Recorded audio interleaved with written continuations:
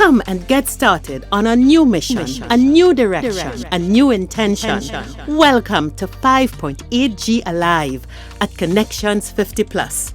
I am Terry-Ann Joseph Brathwaite. And I am Jennifer Gibbons Joseph, catering to all your prospects in the third act of life. Economic well-being, social gratification, personal fulfillment. Join us on Wednesday at 6 p.m. on Connections 50 Plus Facebook page, YouTube channel, and on Gael the Caribbean. Good evening, everyone, and welcome to Connections 50 Plus 5.8G Alive. I am Jennifer Gibbons Joseph, one of the co-creators of Connections 50 Plus, and as usual with me is my colleague. Hello everyone. Good evening. Happy Carnival. I am Terry-Ann Joseph Brathwaite, the other co-creator of Connections 50 Plus. We're in the middle of the season and we going good. And last week we told you all we are getting out. We are actually going. It may not be parties, we're going somewhere. And we did. Yeah. So over the weekend, we went out. Not together, but we did go out. So Terry-Ann went out this Saturday. I did this Sunday. And I must say, although I attended, I would say, a comedy/concert. Nothing to do with Carnival. Quite interesting. Yes, it was within the Carnival season, but I supported a friend, she wanted company. Yeah. And we went. I would say it was more of a family type concert. Because what was really encouraging, I really like the idea of I saw a lot of families, old and young there. And it's nice to have that sort of program where you encourage families to come out and have some fun, on a Sunday evening. It reminds me of long ago when you dress, your parents take you out. Yeah. So for me, that was really nice. It was different. As I said, it wasn't a carnival, program, but it was nice to come out. And I saw many of our cohorts within our age out there with their families. Yeah. So yes, I stepped out. So Terry-Ann, how was it for you? Oh, I thoroughly enjoyed going to Chrisan Seraphim Joseph's In Defense of Carnival revival, revel in the ritual. Chrisan is a lecturer. He lectures at the University of Trinidad and Tobago in the vocal voice. He has the most beautiful voice, and what he did was pull together a story from using early calypsos and gave it a really nice soca jazz effect. He had a phenomenal band. Tony Paul, Terrence Shaw, bass guitarist, three beautiful young vocalists. I think a lot of the musicians were out of UTT. And nice. It was such an entertaining afternoon. The old standards, the old Kitchener and Sparrow and Power and Blakey in a modern. Everybody was it was really, really nice. I really, really did enjoy that outing. Yeah. What I brought to mind, Terry-Ann, and as we move into this evening's, discussion, I met one of the young artists that was on the show. She was supported by her mom. And when I say supported, like after the show, there was a booth and the mom was in the booth with her. And, I stopped to chat and it was really, really nice hearing the mother promote the daughter, and what she does. And the career, she was a spoken word artist. I think she was the winner. She had won, I think, the last 3 years. Fantastic, yes. Really fantastic. Yes. And in chatting, and the mother was, talking to me how she encouraged her and how she's building a business, out of her art, etc. And I just wondered, I found, wonder how many of us would support our children when they not go in the traditional way, in the traditional way, because you hear also that artists might say, I have no money in the arts, they don't make any money. That's not true. And you have to be so creative and work so hard. So you tend to have, if you're in the arts, you need to get a next job. So you're gonna have that income coming in. So I just wondered because it's time consuming, huh? It's time consuming. Jennifer, So do you it know? just wondered how many of us would do that. Yeah, do you know that there's been an explosion of spoken words over the last, I would say, 15 years or so. And it started on the campus and out of rap, and so on. It's really built. Yeah. And I was talking to an educator who said that there is and there was a press conference today on this, where the Ministry of Education is launched an entirely revamped program to correct a lot of the shortcomings in literacy and numeracy. And spoken word artists, the top ones, are being brought in to help with the literacy drive. And a lot of them, and I know I saw something with Alexandra Otis, and there's another one, his name slips me now. I am so sorry that his name slips me. But he won last year. Alexandra won this year.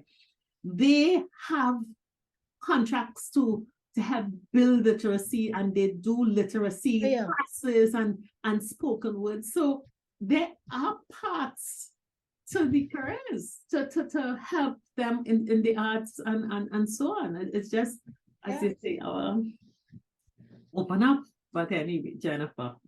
Yes, I thought we could discuss, issues, difficulties we have as adults. And when I say adults, we keep saying 50 plus, right? Our cohort in accepting the decisions that are being made by young adults or those below age 50. All adults. Jennifer, some of them are 40s. Say young, where we are now, I say young adults. But yeah, children. the under 50, the under 50s. Our adult children.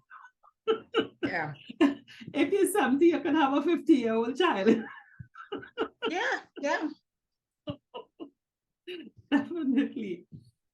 So great. Let's go into tune and start talking. Yes, Tarian.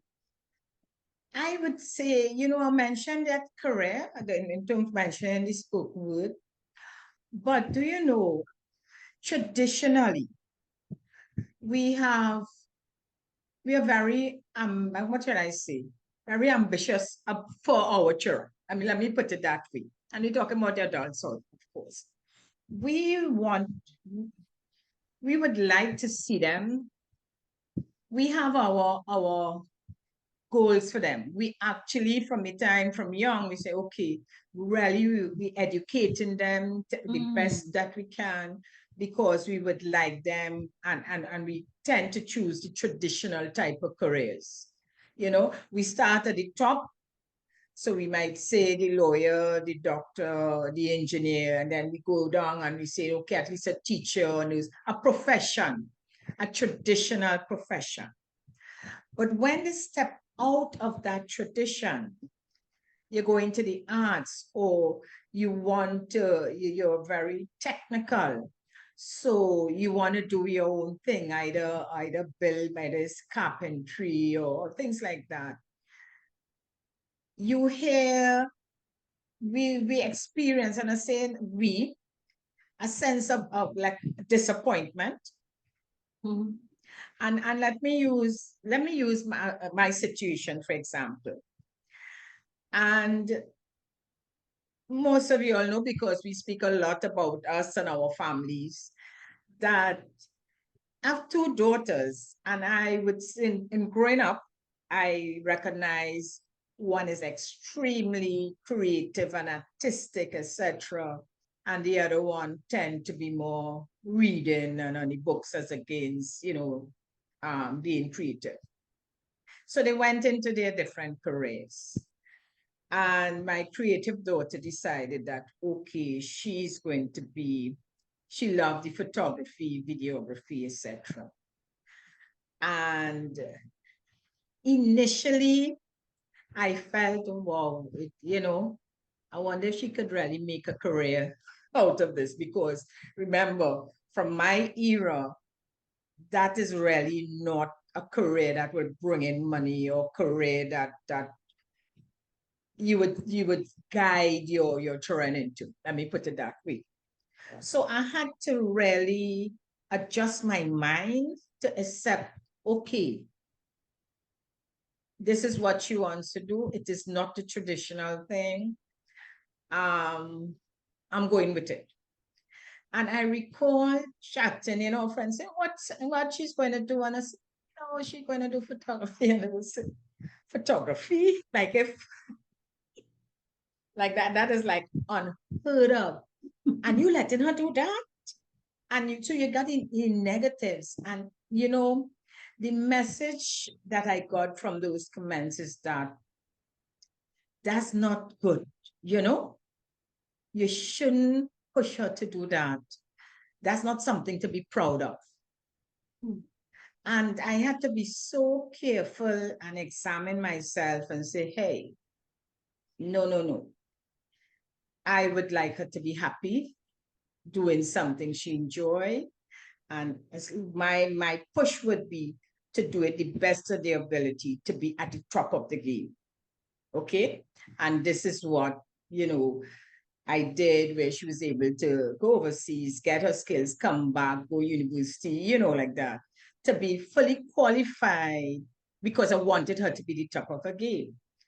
But although she's fully qualified with a degree in her profession, you still get, and what she's doing now, she's still doing that. So I'm just saying that we have to be, or we should be careful with our prejudices and judgment.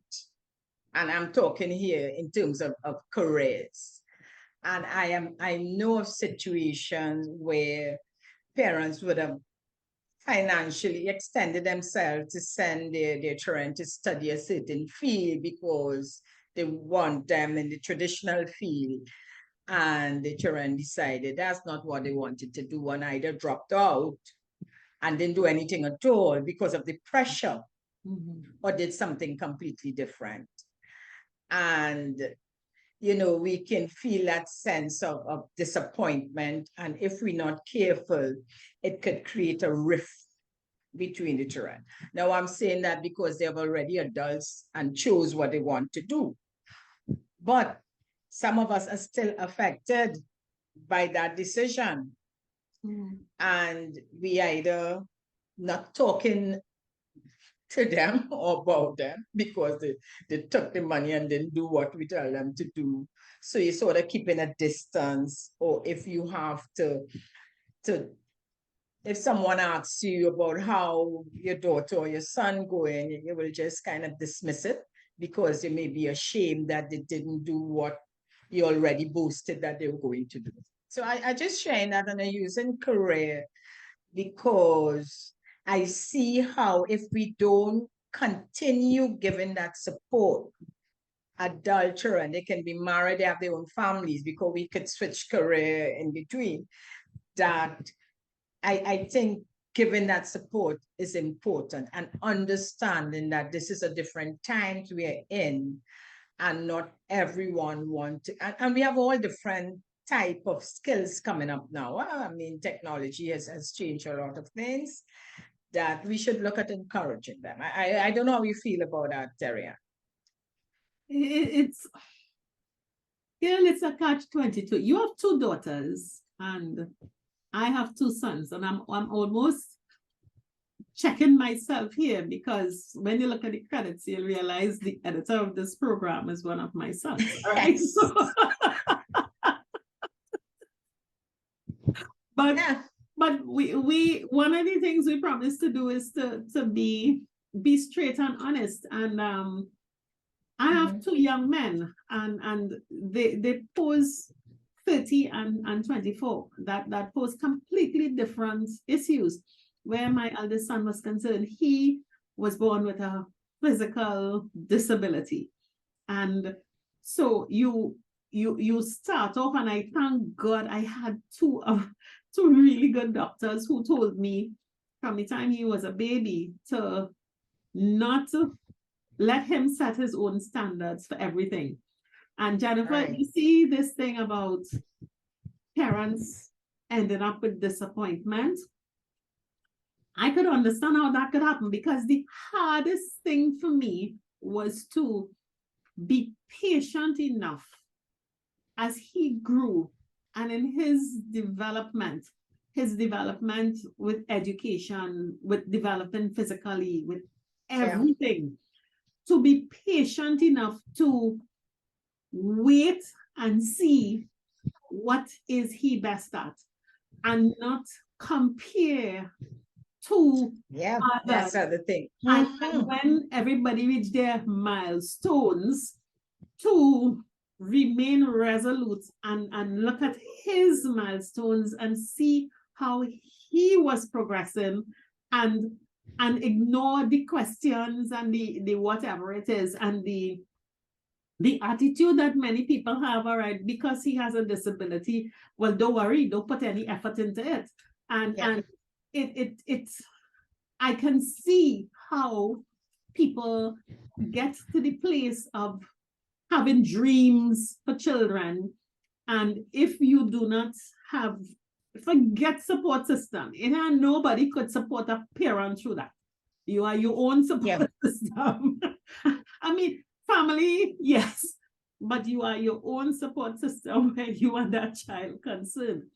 And you know, you look back now, and I see him, he took his time with SEA 11 plus, and then going through the secondary years, realizing that he didn't learn like the others learned. So in the regular school system, you have to make accommodations for him to learn, then get his associate degree, which took forever. And now he's just flying through his final degree. But it's a 30-year process.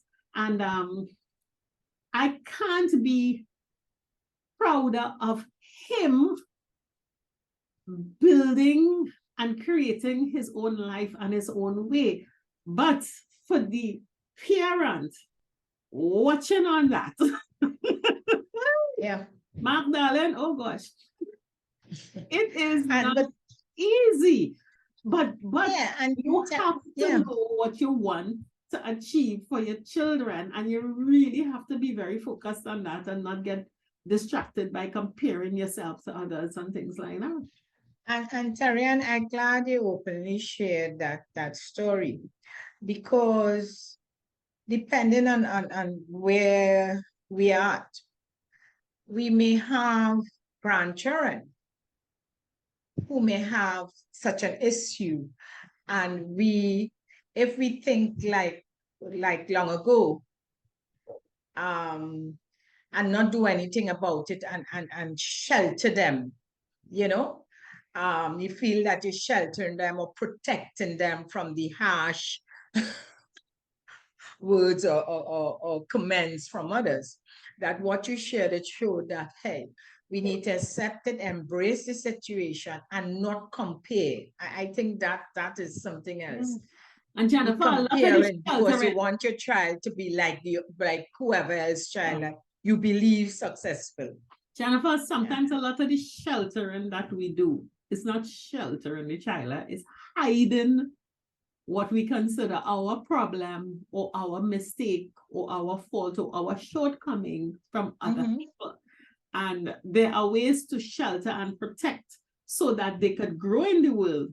But when you're sheltering and protecting stops them from achieving in their own way, it's not sheltering, it is hiding. And that is dangerous. You know, when I look at and continuing in terms of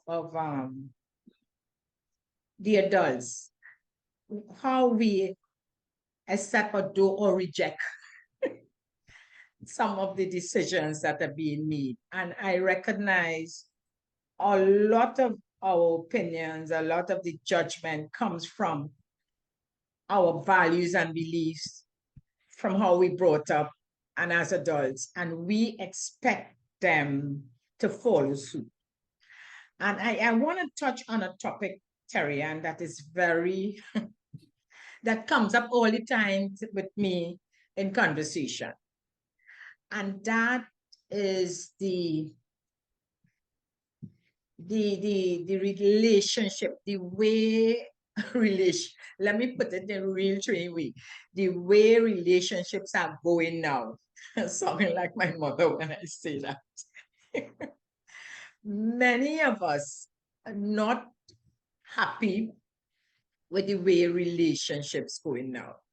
And I'm talking different, and we talking adult children here. And as Terry say, adult, real adult.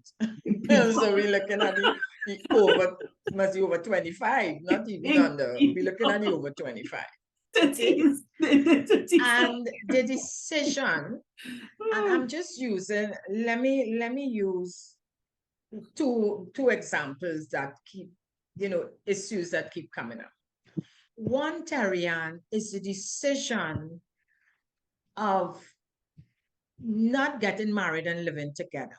Now, I know in the earlies we had that, but it was undercover because by 25, your parents wanted to be married and out the house. Now it's not that like that. They have to, who want to go and study, the career comes first, everything comes first. So in many cases, you find the decision is, you know what? And this is the man or woman, right? The decision is, you know what? We don't believe in marriage. From what they see in marriage, our marriage, we didn't set a good example in their opinion. And they want to live together. And this is a discussion, and I'm sharing it, and our audience, we're looking forward for your comment on this. That it goes against the values that you were brought up with, because you figure, what is this nonsense living together? If you could live together, you may as well get married. To us, to me. My thing is, what it is about living together, then get married, because you have that, you're legally binded. And I believe that legal paper, when you sign that and you go into the responsibility and accountability. It is a responsibility, and it binds you, and you tend to more stay together than quickly leave. But I was informed, Tarian, no, it doesn't mean so. And I'm sharing this. I don't have the answer, by the way. Okay. I'm just sharing it because I find it is a concern that comes up all the time, and it creating a lot of conflict with parents and their adult children, and the decisions they're making, the values changing. And so that's why I'm bringing it up. I recognize it might be, you have to make your own decision. You have to balance whether it is you want to get into that kind of argument at the risk of losing that relationship with your son or daughter, or whether you want to quietly, how can I say, swallow your pride. There are ways we say it. Bite your tongue, so pray to solve it. But that is an issue that has been coming up a lot in terms of that, and the issue of having children out of wedlock easily. Yes, I agree that happened before, but the frequency now and the decision is not a decision. It's not just happening. It is planned. You understand? And what makes it, I find, a little more difficult is that a lot of those who making the decisions are in their chosen careers, earning their own income could support themselves and the children. And decided, well, you don't have to get married. So there we have it with a lot of the younger ones growing up with parents unmarried. And I guess they grew up in the accepted. I am bringing up this because, Terry-Ann, the other side of it is if we, as the seniors, let me put it that way, the old people with the adult children making these decisions. This one say the old people. Don't say seniors. No paper at all. If we cannot accept that, and if we move around not being able to share, like if someone asks, you know, how your daughter going, and they will say, in my case, I can laugh because, as I said, I have 2 daughters, and they say, how your daughter? Say, doing fine. They're married already, I hope. And I will say no, and they say, what happened? You know, what happened to them? How come they're married? How do you answer that? You either laugh. In some cases, some people might feel ashamed. I'm not feeling ashamed or anything, but I'm just sharing how people could be brutal in terms of their questioning. Or, you know, for the men, and someone might ask, and I have my friends who have the sons who not married at this stage. And by the way, they expect, society expects, I should say, by the time you're 25, you should be married. And certainly that's how our era, that's what we knew. So if your son, and to those who are the son, and they say, and in my case, I do have the nephews, you say, why they're not married? You have to watch them, you know, you have to be careful these days, you know. So these comments, Terry-Ann, can affect us as seniors in ways if we do not understand what is happening in today's world, if we do not have conversation with our adult children to understand how they're thinking and why they think. We may not agree, by the way. I'm not saying you have to agree. I am saying you have to understand, because I believe the bottom line here is it's going to affect your relationship. And do you want your relationship with your children or the grands? Because if it's affecting it with your daughters, if you can't accept your children being unmarried and have, you know, and you don't want to take your grands because they're not in that stable household. We have that. This is something, Terry, and I'm very concerned about. As I said, I don't have the answer. I have my own answer, how I deal with my situation. But I just want, in this conversation, for us, and I have to use seniors here, for us seniors, to be aware of the changing environment and the dynamics in the relationships with the adult children. I think that's how I should put it. Jennifer, I believe that the first thing is that most of us don't have a problem with our adult children's relationships. What we have a problem with is how they flaunt the fact that they're having sex with somebody they're not married to, and they have no shame and they have no consideration for. Oh gosh, when it comes down to it, the relationship could, he's a nice boy, he's a nice girl, but all you must be so bold-faced in this sex. What all you doing other than having sex, living together? That is the problem, Jennifer. And one of the things that we have to realize is when we send our children to university, whether it was in Trinidad or abroad or out of the Caribbean, and we pay the rent where they were living, the living together start then. The having an active sex life started then. But they were studying, the grades were good. So we didn't scratch the surface. And we just looking at the end results, they're coming back qualified. We were not interested in who was in the apartment when we were not there.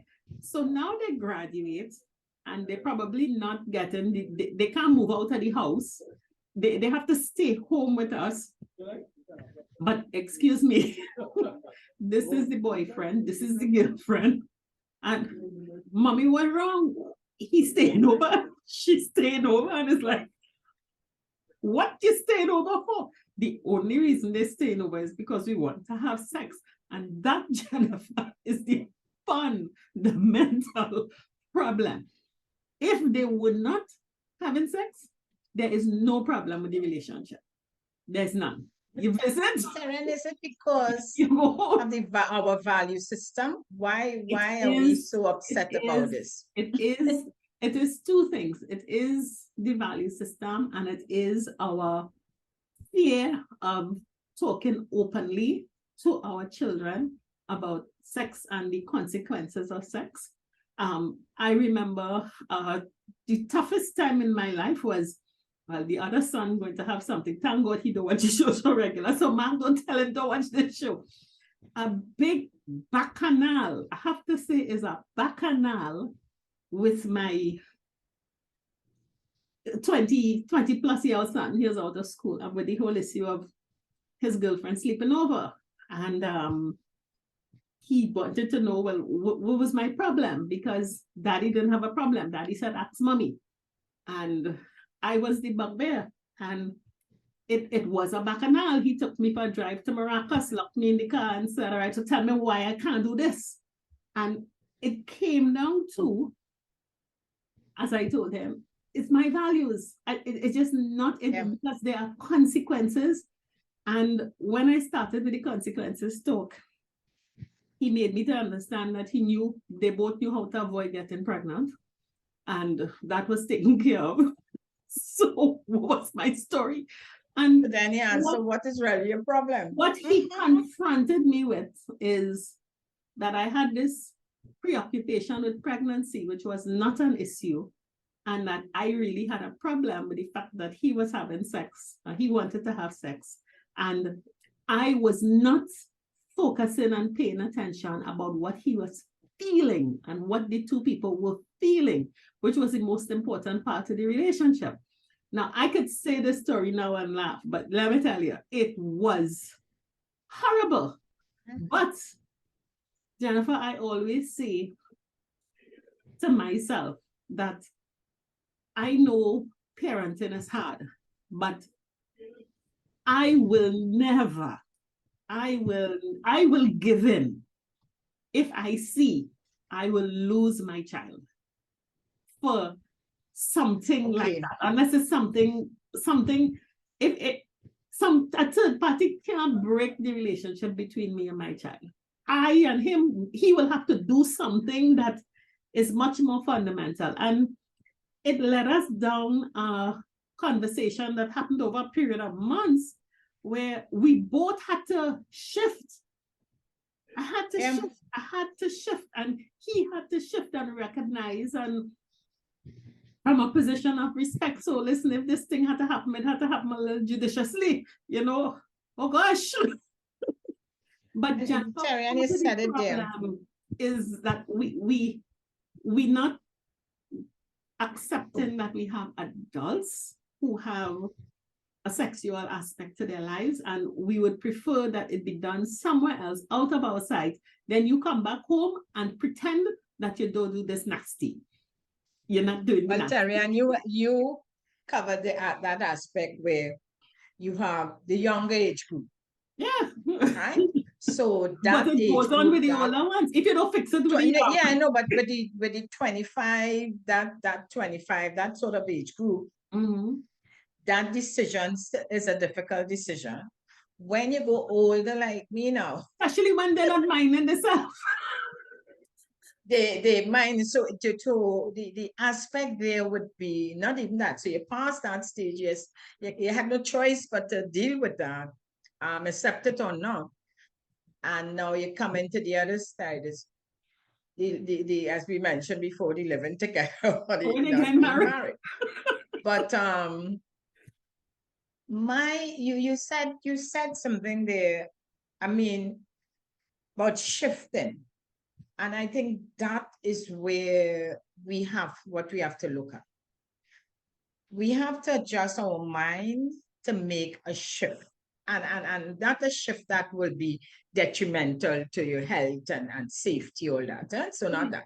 Yeah, But a shift that would help us understand and because we tend to put ourselves under, or not put ourselves, we under plenty stress when we have to deal with these make decisions, it going against our beliefs, our values, all that we know, our expectations. Like I remember one of my children telling me, mommy, you have to be careful that you don't want to put us in a box.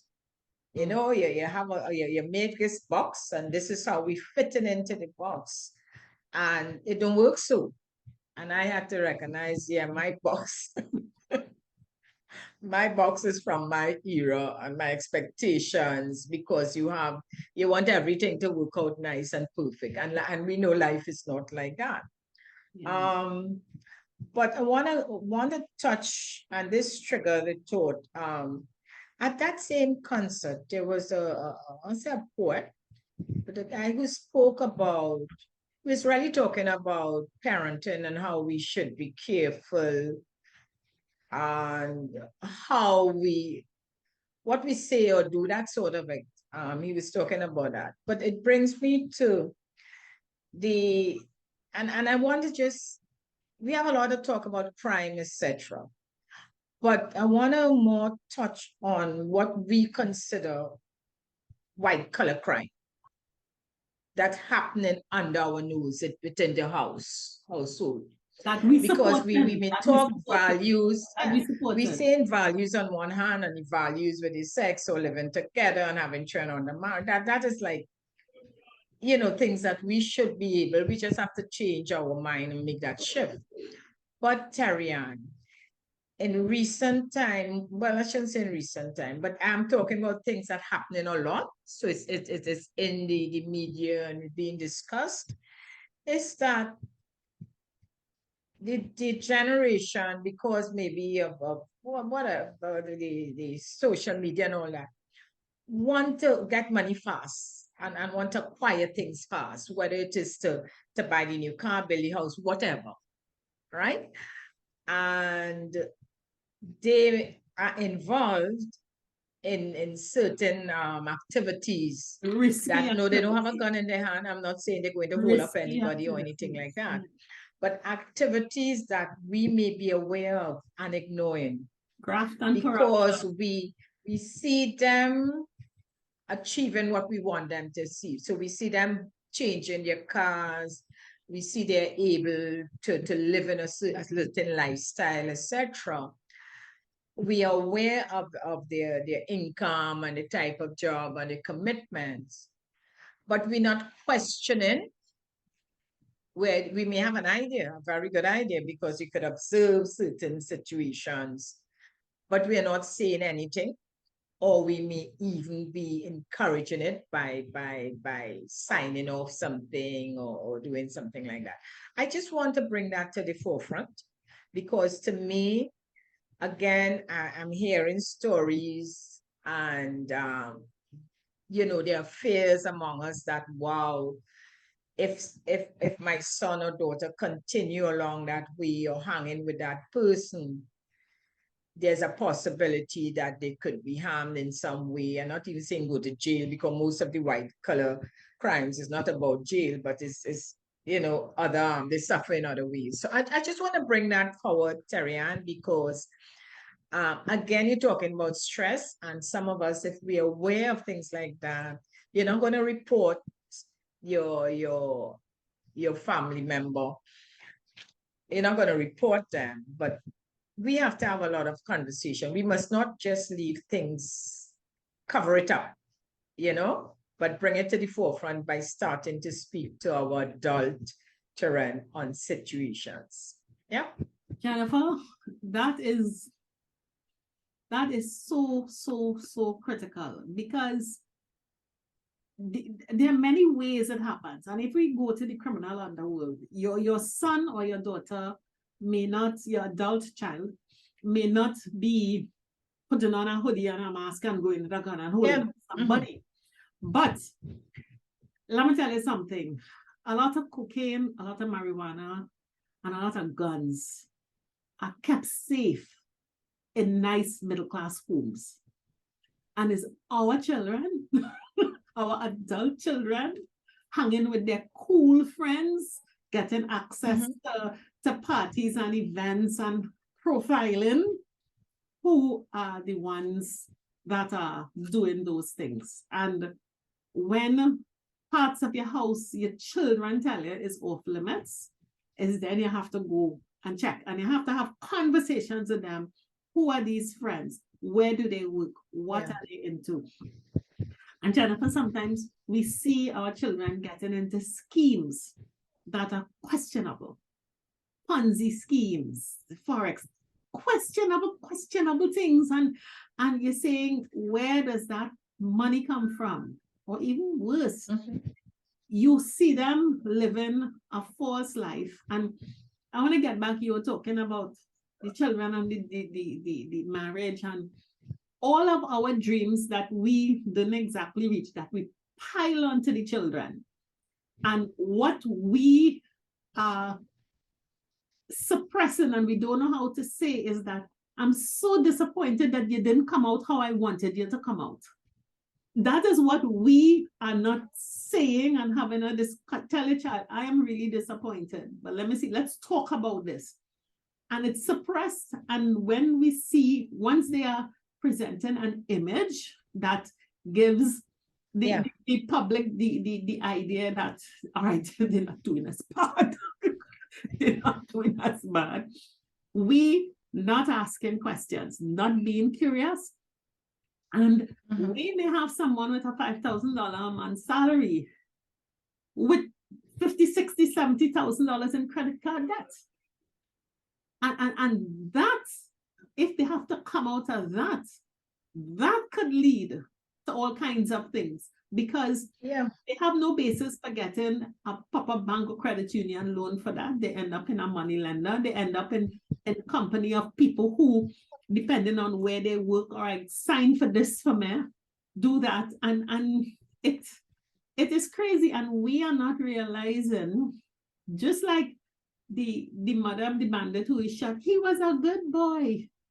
Or when the boy being carried off to jail, he watched his mother and he said, but you had everything that you needed and you know I was Stephen.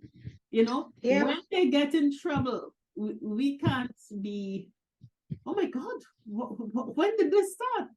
It started when 1 and 1 wasn't adding up to 2 and you accepted it. You know, and Terry-Ann, what is, sometimes you hear the comment that, well, they're a big man or woman, I can't tell them anything.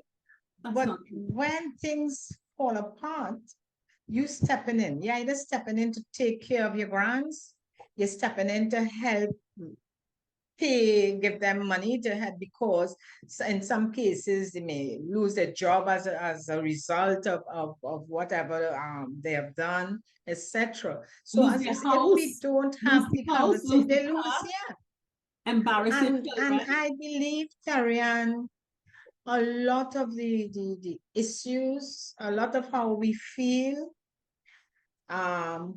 comes from us, and I'm talking about being stressed out and frustrated and grumbling, is because we have not been brought up at our time with having that discussion and open conversation. And we speaking about being afraid, we're afraid that we would not be liked and we would not be seen as a loving parent. And there are situations, Terry-Ann, that I know of personally, where parents haven't been speaking to their whether their daughter or son, or their son-in-law or daughter-in-law, for years. And when you learn of the story, it's just a lack of understanding or the judgment, or that person didn't agree with them or did something they didn't like. So there's a lot of that lack of understanding that creating these scenarios that we're talking about, you know? Jennifer, going back to Dr. Rouse, I'm not taking lack of understanding in some circumstances. But when you look at us and you look at some of the situations we are tolerating and not confronting, and when you look at what we did for a living, we handle and confront a whole lot more. We are in many instances as adults afraid, as you say, to lose your children's love, or you get baby. You're not curious. I don't want to know. But I think that is the biggest disservice we could do to our children, because we are showing them, and as they say, children, even adult children, they follow our pattern, you know. And raising sons has not been easy. Yes, I am not a single mother. Their father has a huge role in their life, and he has more sway with them than I could have. Mine is an emotional thing. But a lot of us say, and we say, look what we could do. When you have power to get in there and say, listen, I want to sit down and talk about this. Now, even if they do not change their mind, Jennifer, the fact that they heard your position, the fact that they heard your opinion, it plays in, and there is a modification. There is a modification. And even if they decide they're going down the road with it, they don't care. At least you understand when, if the unfortunate happens, then it's clear. In the middle of the courtroom or in the hospital, or worse again, in the mortuary, is not the place to say, oh gosh, I'm sorry, and begin to start to explain what should have been done. And it is really us not having the strength. And I on our side, because what we grew up in is not what you see, this digital age and this information and this freedom and this act. We had access and freedom, but we got it in our 20s, 30s, and 40s. They haven't, our adult children had access and freedom from the time they reached 15. The amount of time they stayed alone and unsupervised, making decisions for themselves. They went away and lived by themselves. And we still have this is how they will be, and they are the relay to continue our dreams. And we are, I am not saying cave into their values. I'm not saying that at all. But there must be, and Jennifer, you're always talking about have the family conversation, and I always talking about who and have the family. But if you have an adult who you are responsible for, and it mightn't be daughter, son, it might be grandson, niece, nephew, cousin, fifth cousin, but they're in your house and they're responsible. Adult formation is a continuous process. And what they learn about how you form them, they are going to use to develop their children. And if we doing that without truth, then Jesus Christ, how will they learn to deal with their children who growing up with even more information and stuff? So I think at the root of a lot of the issues, and Jennifer, we haven't even touched. We talk about sexuality, we talk about having sex, we talk about money. We did not talk about the children whose sexual orientation is different. And we just that's real big, and that ties in. Actually, you said that, and that is a difficult one. And that again, Terry-Ann, it drives us to, we have to understand in a changing world. And it's not and we cannot we should not blame ourselves if our adult children didn't turn out, as I say, in the way that we expected them, They have and their making lives. choices that way again different to how we brought them up and what we expect of them. And that goes into two areas now, Terry. Yes, choice of partners, and I say choice of partners. Now I was told you have to be careful how we say partners, but The choice of orientation partners. comes first, Jennifer. Yeah. So you partner now, you have the of course the same sex relationships. You have before we were very biased with age. So if the man is 60 and the woman is 30, we God, no. Well, don't ask the vice versa. That's like forget that. So we had that situation to deal with. It wasn't as prevalent. All right. So that came into place. So some of us had to accept whether your son going out with someone half his age, as we say, or your daughter going out with someone like the father. And we are talking about adults. We're not talking about we're talking about people 30s, 40s, that age. So we had to deal with that. Some of us still didn't. And now we have very, very prevalent. It happened before, but now it's, to me, it's trending, if I may use that word, trending, where the choice, your daughter could choose to have a female partner and bring home to meet you, and vice versa. And I do have friends who in situations like that, and the decision is, what are you going to do? And I go back, Terry, and it's understanding where we are and having a conversation with them. You can hide out.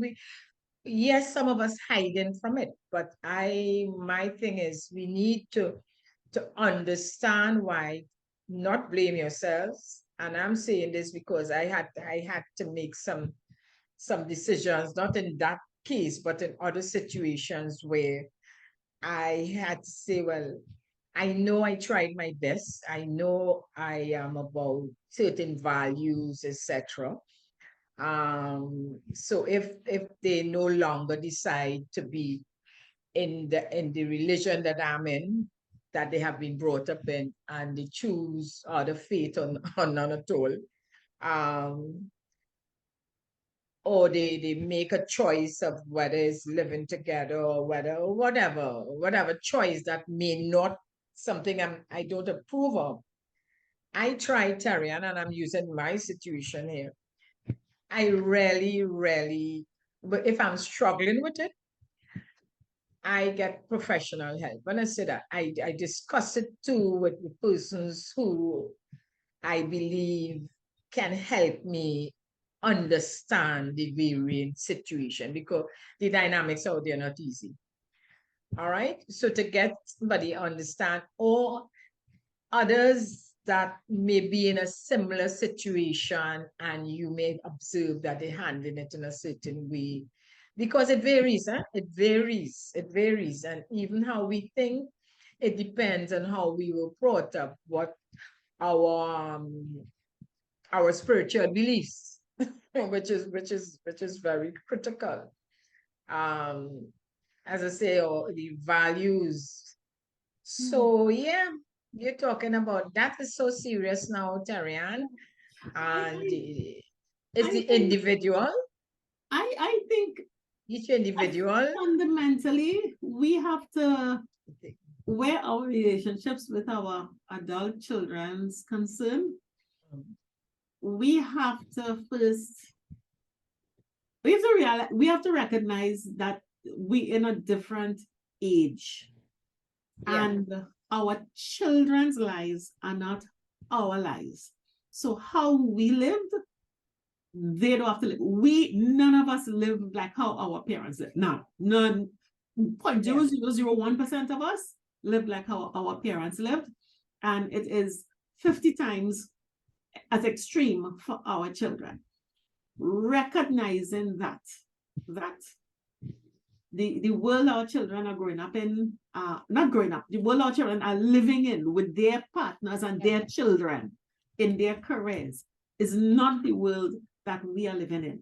I think our next port of call is to say, okay, do you want a relationship with your children? And if you are the type that I stand by my values and I don't care, and I'm going down with my values because my values are driven by my God and or whatever it is, and I work hard and I make you, and if you're shaming me, I don't want nothing to do with you. If you honestly want no relationship with your adult children because you believe that you're right by values or whatever it is, then you can, yes, accept the stress that you don't have a relationship with them, and to get yourself back to normal, because that's what Connections 50 Plus is about. Go get therapy, but don't not have the relationship, mash it up. Don't engage in conversation and then go off mumbling and grumbling and complaining about how they live in their lives. If you decide that this world that they live in is different to the one that I grew up in, or I came to fulfillment in my career and how I raised the children, but I do not want to lose my relationship with my children, then, and if you don't have the tools to get a Jennifer, you're right, then get professional help to help you find a way to understand. You don't have to hug up and if they have a partner you can't take, you don't have to hug up the partner. At least have a pathway that you and your child can continue to have a relationship. If they have an orientation to same-sex, transgender, binary, non-binary, if whatever their position is, if you decide I want a relationship with my child because this is my child, then you have to find a way to begin to have a conversation with them and at least have an understanding. And because 9 out of 10 times the adult child still wants to have a relationship with you, and you just have to find a way to continue talking. And even if we say, right, you were a woman and you're now a man, okay, when you come, let us get a gender neutral suit to put on. Like, do something. Say put on as gender neutral a suit as you could. Do something so that you can maintain the relationship. But I think it comes down to, at this stage, you're dealing with adults, you're not going to change their mind. But if you want to continue the relationship that you have with your child, then Jennifer, you've got to make up your mind. I agree. We have to check ourselves to decide how we want to pursue the relationship. So I agree with that, and to do that, and I just want to close by in saying that one, I have found, don't look for them to change their opinion or change your mind. It's not going to happen. It's not going to happen. So I am not saying for you not to stick to your values, etc. What I am asking, and I believe, and I am doing it, is looking for more understanding. And for me, family is critical. Family is very, very important. And I understand, especially as where we are at our age, as we get older, you recognizing how critical family is. And we have to learn to forgive and sometimes let go. Yeah, let go. And that is it. Jennifer, this was a tough one. There are other tough conversations we have to continue, and we will continue having the conversations. You're going to hear Jennifer and my view as usual jump in, and then we're going to have some guests. But Carnival come in, you could have a good time for Carnival, and then after Carnival, get back to the reality of life. So see you till next Enjoy week. and send your pics. Don't do like Terry Ann and forget. Okay, bye. 50 Plus Tribe and follow us from Trinidad and Tobago and the Caribbean. Thank you for joining us on this Connections 50 Plus 5.8G Alive show. We hope you enjoyed the lively conversation and look forward to seeing you next week. Don't forget to like our Facebook page and subscribe to our YouTube channel. We really love getting your feedback. Bye for now.